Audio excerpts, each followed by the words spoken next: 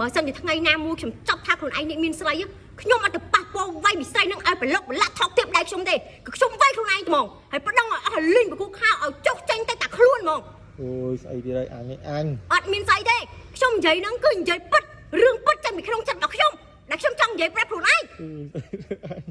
បានស្ងាត់ណែបងប្អូនបើសិនជាបងប្អូនចាប់ថាប្តីរបស់យើងនេះមានស្រីបងប្អូនគុំទៅថោកទៀតប្រឡុកប្រឡាក់វាយមីស្រីណាវាយប្តីយើងព្រោះប្តីយើងនេះវាថោកទៀតទៅរកគេយល់ទេ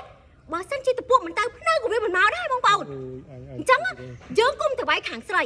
យើងត្រូវតាមមកដល់វាយប្តីយើងសុំយក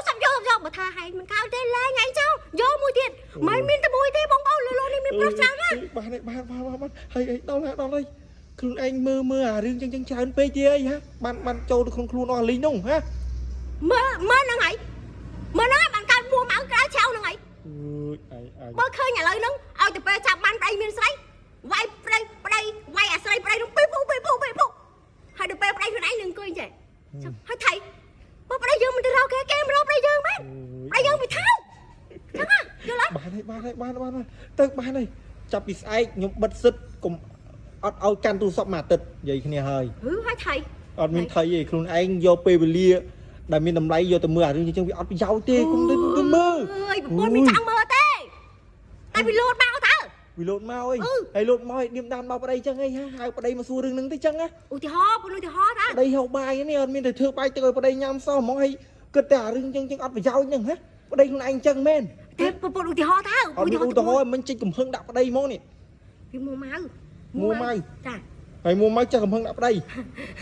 ចេះប្តីគេមិនកើតប្តីឯងហ្នឹងហើយចេះកំហឹងដាក់ប្តីឯងហ្នឹងដាស់ហ្មងដល់ពេលយូរដូចឯងហ្នឹងទៅមានស្រីមានញីខាងក្រៅហើយនិយាយមកហ្នឹងទម្លាក់កំហុសបដ ாய் ពុំនិយាយលេងតើឧទាហរណ៍ហ្នឹងអារម្មណ៍មិញមិនមែនឧទាហរណ៍ទេអារម្មណ៍មិញនោះបើសិនជាកើតឡើងមែនសង្ស័យនោះមិនដឹងឯងទៅដល់ណាបាត់ហើយដឹងកើតឡើងមិនលេងចោលលេងចោលយកមួយទៀតលេងទៅយកទៅចឹងលេងឥឡូវមកចឹងទៅធ្វើកិច្ចសន្យាសិនទៅកិច្ចសន្យាអីគេថាបើខ្ញុំចាប់ខ្លួនឯងមានស្រីបានមិនខ្លួនឯងចូលទៅតែខ្លួនអត់មានយកអីទៅទេឥឡូវលេងគ្នាមកទៅកុំឲ្យមើលអារឿងមានស្រីផងអញលេងទេឈួតហើយប្តីដាស់មកមើលយូរដូចអាហ្នឹងគេថាចូលវិញចូលលក្ខណៈផ្សាយផ្សារតែមើលចឹងយូរដល់ពេលមើលហើយមកចេះកំហឹងដាក់ប្តីខ្លួនឯងនឹងប្តីខ្លួនឯងមិនដែរទៅធ្វើស្អីប្តីផ្ដាស់ផងទេមិនដឹងទេចេះតែឧទាហរណ៍លេងណាទៅផាំងលើទៅដាំបាយដាំទឹកលឿនណាប្តីហៅបាយណាម៉ោង8 9ហើយពុនណាមហើយចុះស្លោទៅទីមហូបនៅក្រៅអូយអញថ្ងៃណាក៏មហូបក្រៅថ្ងៃណាក៏មហូបក្រៅមិនលុយយកលុយទៅទិញមហូបយកមកធ្វើដល់ប្តីចេះជីនមកទៀតជីនមកទៀតជីនទៅចឹងតោះប្តីហៅបាយទៅបើកទីចូលទៀតចប់ទៅចប់ហើយអស់ហើយហ្នឹងហើយភូផ្លូវអញ